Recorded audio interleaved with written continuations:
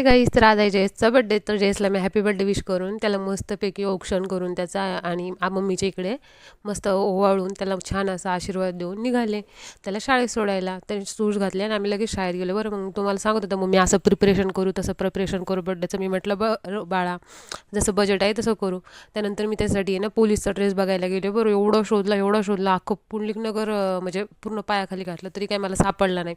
म्हटलं जाऊ तरी शाळा सुटायच्या वेळेला आहे ना आपण काय करू, मग त्यांना विचारू की त्याच्या मापाचा ड्रेस कुठे भेटतो. मग मी राजला हॉस्पिटलला घेऊन गेले, त्याला बरं नव्हतं. तर मग त्याचा नंबर आला बरं, आणि मला म्हणतो, मी त्याला म्हटलं स्माईल करा. असं राजने थोडी पण स्माईल नाही केली. मग त्याचं वेट केलं डॉक्टरने आणि त्याला सांगितलं की बाबा हे गोळ्या घे, तुला बरं वाटेल.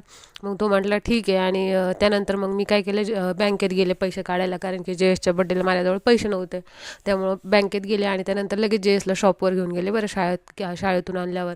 आणि त्याच्या मापाचा आहे ना पोलीसचा ड्रेस शोधून काढला आम्ही शेवटी, आणि आम्हाला त्या शॉपमध्ये भेटला. मला खूप हॅपी वाटलं, अरे वा म्हटलं बरं झालं. मग तो म्हणतो, ड्रेसने बॅग दाखवली बघा जिथं ड्रेस भेटला. मग घरी आल्यावर आहे ना जयेशने राजला हक केला. मग आम्ही ना तसंच मार्केटमध्ये गेलो जयेशला पिझ्झा द्यायला, कारण की त्याला पिझ्झा खायची हौस होते. बजेट कमी असल्यामुळं आम्ही दोनच पिझ्झा घेतला बरं. त्यानंतर मग आम्ही ना तिथं पिझ्झासाठी वाट बघितली आणि वापस आलो. वापस आल्यानं येता येता आम्ही पेस्ट्री घेतली जयेशसाठी छान अशी केक शॉपमधून. आणि पेस्ट्री पॅक केल्यानंतर आम्ही ना बर्गर घेण्यासाठी आलो बरं. तिथं 50 रुपयाचा बर्गर होता. मग ते दिले. जयेश रडत होता, आम्ही त्याला घेऊन नव्हतो गेलो म्हणून. मग कसं तरी त्याला म्हणून आम्ही त्याला ओवाळलं मम्मीने बरं, त्याचं औक्षण केलं.